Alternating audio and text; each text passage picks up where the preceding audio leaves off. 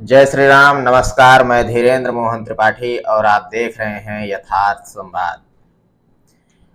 मस्जिद नहीं तो नमाज कहाँ पढ़ोगे, और जब कब्रिस्तान नहीं होगा तो दफनाए कहाँ जाओगे। साथियों, ये बयान इमरान मसूद का है। इमरान मसूद सहारनपुर से कांग्रेस पार्टी के सांसद हैं।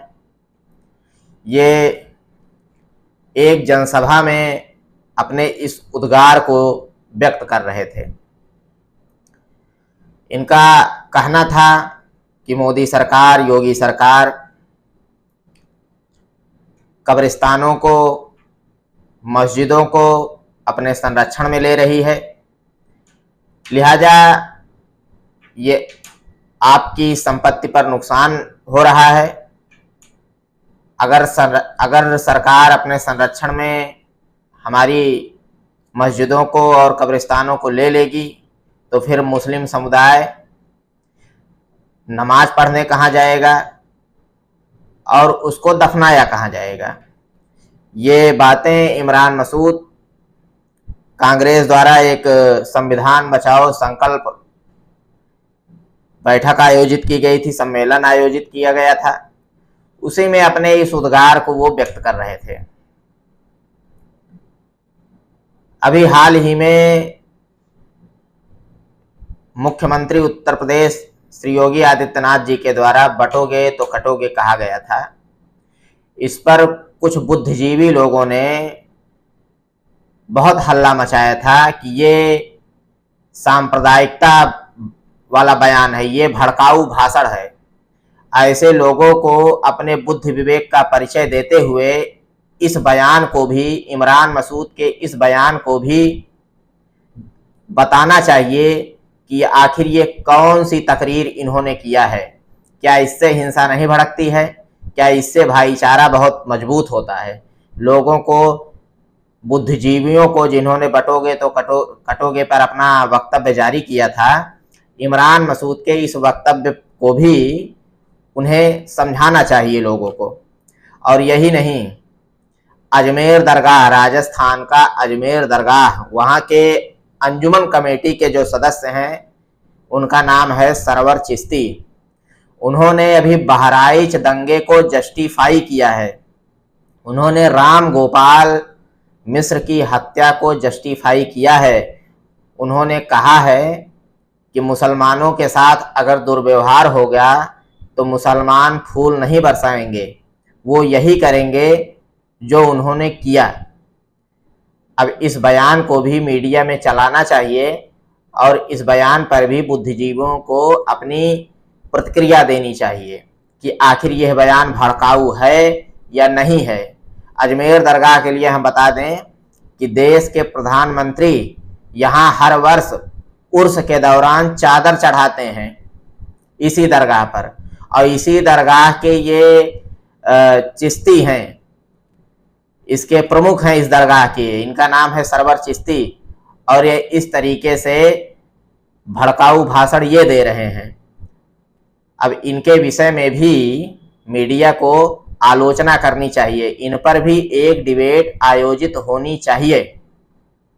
इधर बीच बहराइच से खबर है साथियों कि योगी सरकार ने बुलडोजर एक्शन की तैयारी कर ली है अपराधियों के ऊपर। अपराधियों के भी ऊपर कर ली है। कुल मिलाकर 23 घरों को चिन्हित किया गया है बुलडोजर से जमींदोज करने का, जिसमें मुख्य आरोपी अब्दुल हमीद का भी घर शामिल है। लेकिन इस घर में 4 हिंदुओं का भी घर शामिल है। 19 मुसलमानों का घर है और 4 हिंदुओं का घर है। इस नोटिस सबका लगा दिया गया है। पीडब्ल्यूडी के द्वारा 3 दिन का समय दिया गया है कि जिनके मकान, उनको लगता हो कि हमारा मकान नियम विरुद्ध नहीं बना है, वो अपना जस्टिफिकेशन, इसका मूल कागज, अपने पक्ष का जो मूल कागज है उसको जिलाधिकारी के समक्ष प्रस्तुत कर सकते हैं और अपना दावा कर सकते हैं। और नहीं तो 3 दिन बाद जो है इसको बुलडोजर से आपका मकान गिरा दिया जाएगा। मेन रोड से 60 फीट की दूरी रखी गई है, जिसमें 19 मुसलमानों का और 4 घर हिंदुओं का बताया जा रहा है। इसको बुलडोजर से जमींदोज करना है। सरकार को यह स्पष्ट करना चाहिए कि यह दंगाइयों के ऊपर की गई कार्यवाही है या विकास के लिए की जा रही कवायद। इसको सरकार को स्पष्ट करना चाहिए। आखिर दंगाइयों के ऊपर कार्यवाही में इतने 4 घर हिंदुओं का भी कैसे आ गया? क्या वो भी दंगाई माने जा रहे हैं? सरकार को ये भी स्पष्ट करना चाहिए जनहित में।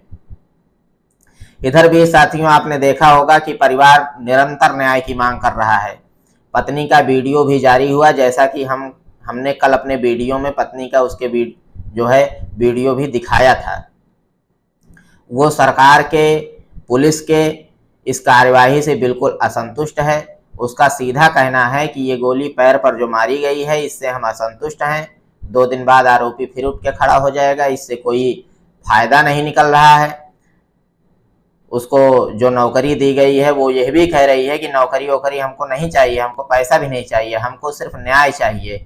सुनने में तो ये भी आ रहा है कुछ मीडिया रिपोर्टों के हिसाब से कि उसके पिताजी ये भी कह रहे हैं कि अगर योगी जी हमको न्याय दिलाने में असमर्थ रहे तो हम आत्मदाह तक कर लेंगे। अब हालांकि इस बात की हम पुष्टि नहीं करते, लेकिन ऐसा मीडिया रिपोर्टों का दावा है। अब साथियों, देखना यह होगा कि इस पीड़ित परिवार के साथ कितना न्याय होता है। एक झंडा लगाने की सजा इस राम गोपाल को अपनी प्राणों की आहुति देकर चुकानी पड़ी। जो लोग ये कह रहे हैं कि झंडा क्यों लगाया गया, उन लोगों को ये भी बताना चाहिए कि इस देश में ये नियम कब लागू हुआ कि झंडा दूसरा लगा देने पे, दूसरे धर्म का झंडा लगा देने पे गोली मार दी जाएगी। यह नियम इस देश में कब लागू हुआ, इसको जस्टिफाई करना चाहिए जो लोग ये कह रहे हैं कि झंडा लगाना गलत है। पहले पत्थरबाजी हुई, उसके उद्गार में वो झंडा लगाने लगा। झंडा लगाने से अगर इतना ही किसी को आपत्ति था तो पुलिस प्रशासन के समक्ष अपनी आपत्ति को दर्ज कराया जा सकता था, ना कि उसे गोली मारा गया, उसे प्रताड़ित किया गया। अब आगे देखना होगा कि न्याय मिल पाता है या ऐसे ही सिर्फ मीडिया में खंडन और मंडन होता रहता है। इसी के साथ अब हम आपसे विदा लेते हैं, फिर मिलेंगे। देखते रहिए यथार्थ संवाद। कृपया चैनल को सब्सक्राइब करें, लाइक करें और शेयर करें। नमस्कार।